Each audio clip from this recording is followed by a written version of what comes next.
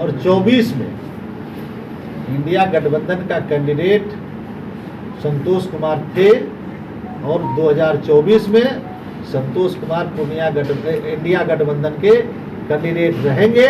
इसलिए दिमाग में सब लोग साफ कर लीजिए, कोई किसी को भ्रम में रहने की आवश्यकता नहीं है। जाति आधारित गणना होने के बाद लोगों का जो झुकाव है, जो आम जनमानस है, वो नीतीश कुमार जी के प्रति और जो इंडिया गठबंधन बना है इसके प्रति झुकाव बढ़ा है। लोगों का काफ़ी तेज़ी से झुकाव बढ़ा है, जो आने वाले समय में 24 में पता चल जाएगा। इसमें जो लोग यहाँ धारणा पे बैठे हैं तो उनसे आग्रह करेंगे कि वो सिंधिया जी के दरवाजे पे धारणा दें, एयरपोर्ट अथॉरिटी के दफ्तर के आगे धारणा देने का काम करें ताकि उस पर दबाव बने। हम उनसे भी आग्रह करेंगे। यहाँ बैठ के कुछ लोग एयरपोर्ट को एक राजनीति का अखाड़ा बनाना चाहते हैं, उन लोगों से तो हम आग्रह करेंगे कि दिल्ली में चलिए, वहाँ बैठ के धारणा दीजिए, हम रहने सहने का सब इंतजाम कर देंगे। सब लोग चलिए दिल्ली में, हम लोग बैठेंगे वहाँ पे, हम भी बैठेंगे आपके साथ में। बिहार में जातीय जनगणना सर्वे की रिपोर्ट को लेकर जमकर राजनीतिक बयानबाजी हो रही है। इस पर पूर्णिया के जदयू के सांसद संतोष कुशवाहा ने कहा कि पिछड़े जातियों की संख्या सबसे अधिक है। सरकार पिछड़ी जातियों के उत्थान के लिए पहले से कई योजनाएं चला रही है और आगे भी उनके अधिकारों और उत्थान के लिए लगातार योजनाएं चलाती रहेगी। बिहार सरकार की जितनी तारीफ की जाए उतनी कम है। केंद्र सरकार और बीजेपी ने पूरी ताकत लगा दी थी इसे रोकने के लिए, लेकिन महागठबंधन की सरकार ने इस सर्वे को पूरा किया और रिपोर्ट भी सार्वजनिक किया। जातीय जनगणना देश की मांग है, सभी राज्यों में यह गणना करानी चाहिए। वहीं लोकसभा चुनाव को लेकर उन्होंने कहा कि 2014 में मोदी लहर में पूर्णिया की जनता ने उन्हें भारी मतों से विजयी बनाया था। 2 बार जदयू से यहाँ से वे चुनाव जीते हैं और 2024 में भी इंडिया गठबंधन से वे चुनाव लड़ेंगे और भारी मतों से जीतेंगे भी। उन्होंने कहा कि किसी को भ्रम में रहने की आवश्यकता नहीं है। वहीं पूर्णिया में एयरपोर्ट की मांग को लेकर हो रहे आंदोलन पर कहा कि राज्य सरकार की ओर से पूरी तैयारी कर ली गई है, बाकी केंद्र सरकार की ओर से मामला फंसा हुआ है। कुछ लोग राजनीति रोटी सेक रहे हैं। इन लोगों को दिल्ली में धरना देना चाहिए, आंदोलन करना चाहिए, जहां से दबाव बनेगा और कुछ रास्ता निकलेगा, वहां वे भी उनके आंदोलन में साथ देंगे। देखिए, एक बात आप लोग समझ जाइए कि 2014 मोदी जी की सुनामी थी और उस सुनामी में पूर्णिया की जनता ने उनके रथ को रोकने का काम किया और हम लोग सभी विधानसभा में उस वक्त भी जीते और इंडिया गठबंधन, आज तो इंडिया गठबंधन हमारा हो गया है और 24 में इंडिया गठबंधन का कैंडिडेट संतोष कुमार थे और 2024 में संतोष कुमार पूर्णिया इंडिया गठबंधन के कैंडिडेट रहेंगे। इसलिए दिमाग में सब लोग साफ कर लीजिए, कोई किसी को भ्रम में रहने की आवश्यकता नहीं है। आजकल कुछ जो तथाकथित पूर्व सांसद पप्पू यादव घूम रहे हैं, कुछ लोग इसमें, कुछ लोग एक छोटे से कमरे में बैठ जाते हैं, कुछ पोर्टल वाले वहीं पे सरकार बना देते हैं, वहीं पे सरकार गिरा देते हैं, वहीं पे गठबंधन बना देते हैं, वहीं पे गठबंधन तोड़ देते हैं, वहीं पे कैंडिडेट भी तय कर देते हैं। तो ये जो कैंडिडेट तय करते हैं, थोड़े बहुत लालच में आके लोगों को भ्रम फैलाने के लिए एक बंद कमरे में 2 आदमी बैठते हैं, एक मोबाइल लेते हैं, एक यूट्यूबर कहते हैं हम लोग इसको, यूट्यूबर, वही सब तय कर देते हैं। सबको जनता भी जानने लगी अब यूट्यूबर क्या करता है भाई, कुछ मिल गया 5-10 हज़ार मिल गया, उसी में यूट्यूबर सब तय करने लगता है। तो ये सब कहीं कोई भ्रम नहीं है। इंडिया गठबंधन यहाँ से जनता दल यूनाइटेड 2 बार चुनाव जीती है, तीसरी बार भी लड़ेगी और तीसरी बार भी जीतेगी। इसलिए किसी को इस पर कोई भ्रम रखने की आवश्यकता नहीं। पूर्व सांसद हैं और दावा कर रहे हैं कि वो कांग्रेस के टिकट पर यहाँ से लड़ेंगे। ये विषय जो इंडिया गठबंधन के शीर्ष नेतृत्व को तय करना है। अब कोई क्या दावा कर रहे नहीं कर रहे उस पर मैं नहीं जाना चाहता हूँ, वो शीर्ष नेतृत्व समय आने पे तय कर देगा, इसलिए उस पर कोई बहुत विषय इस पर मैं कोई चर्चा नहीं करना चाहता। तो क्या लगता है उनको टिकट मिलेगी कि ना मिलेगी? क्या बात? टिकट मिलेगी कि नहीं मिलेगी भाई, तो टिकट तय करने वाले कमेटी में तो हूँ नहीं जो मैं बता सकता हूँ। यदि उनको कांग्रेस माननीय मुख्यमंत्री नीतीश कुमार जी और बिहार की सरकार ने जो जाति जनगणना को प्रकाशित करने का काम किया, निश्चित रूप से बिहार ही नहीं आज पूरा देश नीतीश कुमार जी के तरफ देख रहा है। और बिहार पहला राज्य है जो जाति आधारित गणना करा के प्रकाशित करने का काम किया है। और इस गणना से जो समाज के अंतिम पायदान पे बैठे लोग हैं, वंचित समाज के लोग हैं, दलित समाज के लोग हैं, अनुसूचित जाति के लोग हैं, अकलियत समाज के हमारे लोग हैं। आज पहले की सरकार को पहले के लोगों को पता नहीं होता था कि कितनी जातियां हैं और इनकी स्थिति क्या है। सरकार अगर के पास अगर आंकड़ा नहीं होगा और सबकी आर्थिक स्थिति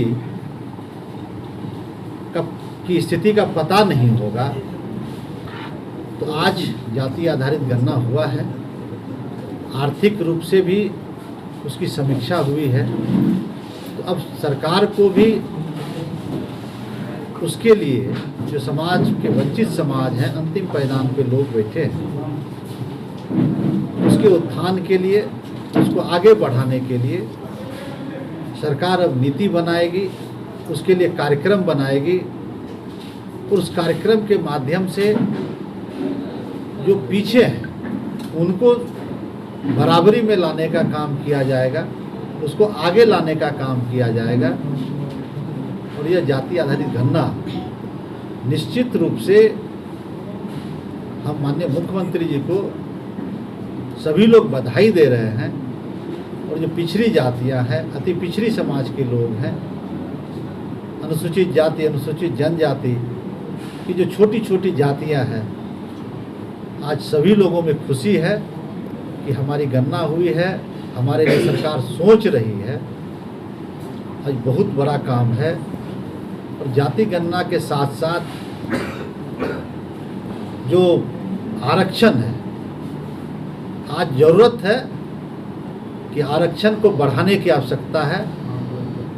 और देश के प्रधानमंत्री जी को भी पूरे देश में केंद्र की सरकार को जाति जनगणना करानी चाहिए और इसकी समीक्षा करानी चाहिए कि समाज में हर राज्य के हिसाब से तय करना चाहिए कि जो समाज में दबे कुचले लोग हैं उसके उत्थान के लिए केंद्र सरकार को भी नीति बनानी चाहिए। और जो आरक्षण है उसका दायरा बढ़ाना चाहिए, जिसकी जितनी आबादी के हिसाब से हिस्सेदारी तय करनी चाहिए, ओबीसी वर्ग के लिए, जनरल वर्ग के लिए और जो हमारे अनुसूचित जाति जनजाति समाज के लोग हैं। और इसमें आरक्षण बढ़ाने की हम सभी मांग करते हैं केंद्र सरकार से। सरकारी नौकरियों में आरक्षण और प्राइवेट सेक्टर में भी आरक्षण की व्यवस्था केंद्र सरकार को करना चाहिए। दो विषय है, एक तो जाति आधारित गणना पूरे देश में होनी चाहिए और आरक्षण को सरकारी नौकरी और प्राइवेट सेक्टर में दोनों जगह सरकार को तय करना चाहिए और आरक्षण का कोटा बढ़ाना चाहिए। बीजेपी ने कहा है कि जातीय जनगणना में गड़बड़ी है और सरकार से पूछ रही है कि जो आर्थिक जो सर्वेक्षण किए हैं, आर्थिक रिपोर्ट कहाँ है? बीजेपी का आरोप है। तो कल तो सर्वदलीय बैठक बिहार में किया गया है के बाद कहा और उसमें जो भी है उसकी समीक्षा हो रही है। जो भी लोग चर्चा किए हैं आपस में बैठ के उसकी समीक्षा होगी।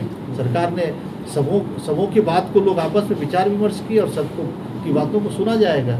जो आंकड़ा आया है इसके खिलाफ कोर्ट में याचिका भी दायर की गई है। ठीक है, वो तो न्यायालय का मामला, न्यायालय लोग गए हैं, स्वतंत्र है, उस पर हम कोई प्रतिक्रिया नहीं देना चाहेंगे। न्यायालय के विषय में कोई प्रतिक्रिया हम नहीं पूर्णिया करना चाहेंगे। प्रधानमंत्री जी ने कहा है कि हिंदुओं को बांटने की ये साजिश है। अब कौन हिंदुओं को बांटता है, कौन हिंदू और धर्म के आधार पर राजनीति कर रहे हैं, तो इस पे सब पूरा देश जान रहा है, इसलिए उस पर कोई विषय नहीं है। और हिंदुओं को क्यों बांटा जाएगा? हम लोग तो, हमारे नेता नीतीश कुमार जी सभी जाति धर्म के लोगों को लेके चलने का काम किए हैं और सबके हित में काम किए हैं। कोई ऐसा समाज नहीं है बिहार में जिसको नीतीश कुमार जी ने और बिहार की सरकार ने अछूता किया हो। सबके हित के लिए, चाहे अगरी हो, पिछड़ी हो, दलित हो, अकलियत हो, सबके लिए काम किया गया है। इसलिए यह विषय नहीं है कि इसको हिंदू और मुस्लिम में बांट के, जो हिंदू और मुस्लिम में बांट के राजनीति करते हैं उनके लिए यह सब विषय हो सकता है, लेकिन नीतीश कुमार जी सबके लिए काम किया, सबको लेके चलने का काम बिहार की सरकार और नीतीश कुमार जी के नेतृत्व में इंडिया अलायंस काम कर रहा है। इसलिए सबको विषय नहीं है। बिहार में सबको लेके चलने की जो धारा है उसको और तेज करने की आवश्यकता है पूरे देश में। इसका असर क्या पड़ना है, इसको सभी लोग जाति आधारित गणना होने के बाद लोगों का जो झुकाव है, जो आम जनमानस है, वो नीतीश कुमार जी के प्रति और जो इंडिया गठबंधन बना है इसके प्रति झुकाव बढ़ा है लोगों का, काफ़ी तेज़ी से झुकाव बढ़ा है, जो आने वाले समय में 24 में पता चल जाएगा। इसमें पूर्णिया एयरपोर्ट को लेकर कुछ संगठन यहाँ बैठे हुए धरना पे कोटा केबिन के तहत तिथि निर्धारण करने के बात कह रहे हैं, उस पर क्या कहेंगे? आप लगातार संसद में भी सवाल उठाते रहे हैं। देखिए, एयरपोर्ट के मामले को लेके हम सभी सदन के अंदर और सदन के बाहर, अभी जो वर्तमान सिविल एविएशन मिनिस्टर साहब हैं ज्योतिराज सिंधिया जी, उनसे हम आधे दर्जन से भी अधिक बार हम मिल चुके हैं। आदरणीय देश के प्रधानमंत्री जी से हम 2 बार इस एयरपोर्ट को लेके उनसे मिल चुके हैं। गृह मंत्री जी को भी हम पत्र लिखे हैं और जो सिविल एविएशन के जो एयरपोर्ट अथॉरिटी है उसके चेयरमैन से कई बार हम लोग मुलाकात किए हैं, बात किए हैं। अभी हाल के दिनों में हम एयरपोर्ट अथॉरिटी के जो चेयरमैन उनसे मिले थे। उसके बाद वहाँ बैठ के हम जो डीपीआर बनना है उसकी निविदा की प्रक्रिया करवा के, वो निविदा की प्रक्रिया हो गई है और वो जब निविदा हो जाएगा, डीपीआर बन जाएगा, तो उसके निर्माण के लिए एयरपोर्ट अथॉरिटी टेंडर करेगी, जो मुझे लग रहा है वो दिसंबर तक होना चाहिए। इस पे अभी करंट अपडेट हम नहीं लिए हैं हाल के दिनों का, 10वें दिन। और एयरपोर्ट अथॉरिटी के चेयरमैन से भी हमने आग्रह किया कि तत्काल आप दरभंगा के तरह कोटा केबिन बना के आप वहाँ से परिचालन कर सकते हैं। और जो मिनिस्टर साहब हैं ज्योतिराज सिंधिया जी, उनसे भी हम लोग कई बार इस बात की मांग की कि आप कोटा केबिन बनाइए और पूर्णिया से वायु सेवा बहाल करिए, लोगों को सुविधा मिल जाएगी। लेकिन जो केंद्र सरकार की और एयरपोर्ट अथॉरिटी का टाल मटोल की रवैया हम लोग देख रहे हैं और उस पर हम लोग निरंतर दबाव बना रहे हैं। अब तो केंद्र सरकार का काम है, सिविल एविएशन मिनिस्ट्री का काम है और एयरपोर्ट अथॉरिटी का काम है। राज्य सरकार से जहाँ तक जो भी विषय था सभी मामलों को सॉल्व कर लिया गया है और MOU साइन हो गया है। राज्य सरकार ने कहा आपको सड़क चाहिए, 4 लेन कनेक्टिविटी हम तैयार हैं, बिजली चाहिए उसके लिए तैयार हैं, जो भी सुरक्षा चाहिए उसके लिए हम तैयार हैं, 15 एकड़ ज़मीन चाहिए उसके लिए राज्य सरकार ने सहमति दे दिया। अब करना केंद्र सरकार को है। अगर राज्य सरकार को करना होता तो अभी तक यहाँ से जहाज निश्चित रूप से उड़ गया होता। 2014 में पूर्णिया की महान जनता ने हम लोगों को आशीर्वाद देने का काम किया और 2014 से 24 के बीच में निश्चित रूप से हम लोग पूर्णिया को संवारने का काम किए हैं, पूर्णिया को आगे बढ़ाने का काम किए हैं। 2014 के पहले का पूर्णिया और 2014 के बाद का पूर्णिया में व्यापक अंतर हुआ है। चाहे वो कनेक्टिविटी का मामला हो, राज्य सरकार के पैसे से गुलाबबाग 0 माइल से लेके मरंगा तक 6 लेन सड़क बिहार में मुझे लग रहा है कि पटना के बाद दूसरी शहर है जहाँ पे शहर के बीचों बीच 6 लेन सड़क का निर्माण हुआ है। उसी तरीके से पूर्णिया में विश्वविद्यालय की मांग काफ़ी समय से लंबित थी और माननीय मुख्यमंत्री जी हमारे सांसद बनने के बाद हम लोग इसी आवास में माननीय मुख्यमंत्री जी से आग्रह किया और यहाँ से जाने के बाद उन्होंने कैबिनेट में प्रस्ताव लेके यहाँ के विश्वविद्यालय को भी चालू करने का काम किया। मेडिकल कॉलेज पूर्णिया का काफ़ी दिनों से लंबित था। आज मेडिकल कॉलेज हमारा बनके तैयार हो गया, उसमें एडमिशन भी प्रारंभ हो गया। इस साल से वह व्यवस्थित चलने लगेगा। पासपोर्ट कार्यालय खुला, इंजीनियरिंग कॉलेज खुला, तमाम जो मूलभूत चीज़ है, एग्रीकल्चर कॉलेज खुला, सारी सुविधाएं पूर्णिया में को दी गई है। राज्य सरकार के तरफ से पूर्णिया को जो भी आवश्यकता है उसको देने का काम किया गया। हाल के दिनों में माननीय मुख्यमंत्री जी कैबिनेट से ड्रम वाटर का जो है strong rain water system Purnia के लिए स्वीकृत किया गया है, जिसमें लगभग 90 करोड़ की राशि अभी दिया गया है। प्रथम फेज में, द्वितीय और तृतीय फेज में भी दिया जाएगा। हमारा जो बाजार समिति है उसके लिए लगभग 115 करोड़ की राशि से उसका जीर्णोद्धार हो रहा है। फिर प्रथम फेज और सेकेंड फेज पार्ट 3 भी आने वाला है उसमें। तो हमारा बाजार समिति भी उत्तर बिहार की सबसे बड़ी मंडी है, उसको भी राज्य सरकार बेहतर करने के लिए जितनी आवश्यकता होगी उस पर खर्च किया जा रहा है, वो भी हमारा बेहतर हो रहा है।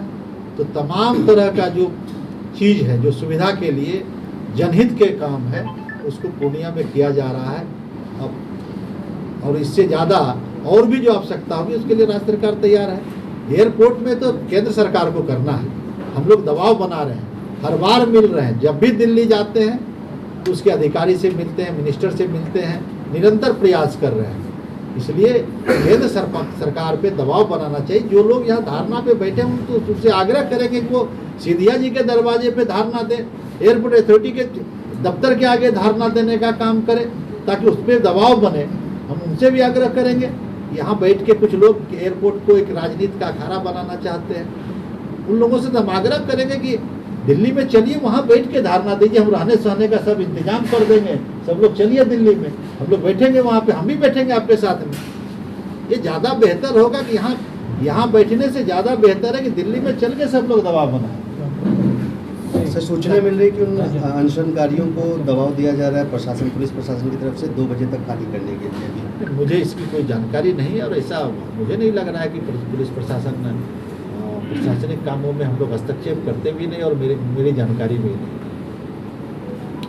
रिपोर्ट कार्ड भी हम लोग पेश कर दें। रिपोर्ट कार्ड के सबके सामने है, सबके नज़र में है कि कितना काम हुआ है। आप 2010 के पहले, या ऐसे कह लें कि नीतीश कुमार जी के शासन आने से पहले, आप सभी लोग यहाँ पे बुद्धिजीवी हैं, पत्रकार हैं। एक प्रखंड को आप पकड़ लीजिए कि 5 के पहले प्रखंड में कितनी पक्की सड़क थी। आज एक पंचायत में सड़कों का जाल बिछा दिया गया है, कोई कच्ची सड़क अब नहीं दिख रहा है। ये विकास का मापदंड है। बिजली के लिए एक घर में बिजली लग गई, किसानों के खेत में बिजली लग गई। अब गांव में आप कल्पना करिए कि 2014 के पहले धमदाहा से अगर कोई आदमी बिहारीगंज जाना चाहता उसको 4 घंटा लगता था, 5 घंटा लगता था। अभी आप धमदाहा से बिहारीगंज जाना चाहेंगे तो 45 मिनट में आप बिहारीगंज पहुंच जाएंगे। 24 फीट सड़क बन गई। पथ निर्माण विभाग से, ग्रामीण कार्य विभाग से छोटी छोटी सड़कों को हम लोग क्लब करा के पथ निर्माण विभाग से उसको बनवा दें। इसी तरह का कई सड़क, कई पुल पुलिया, वो सैकड़ों में है, दर्जन में नहीं है, सैकड़ों में सड़क है, सैकड़ों में पुल पुलिया है। विकास के मामले में, काम के मामले में चौमुखी विकास हुआ है सभी क्षेत्र में। किस पार्टी से आप चुनाव लड़ रहे हैं? ऐसी ही खबरों के लिए करें से 24 लाइव को सब्सक्राइब, साथ ही साथ दिए गए बेल आइकन को भी दबाएं। Thank you.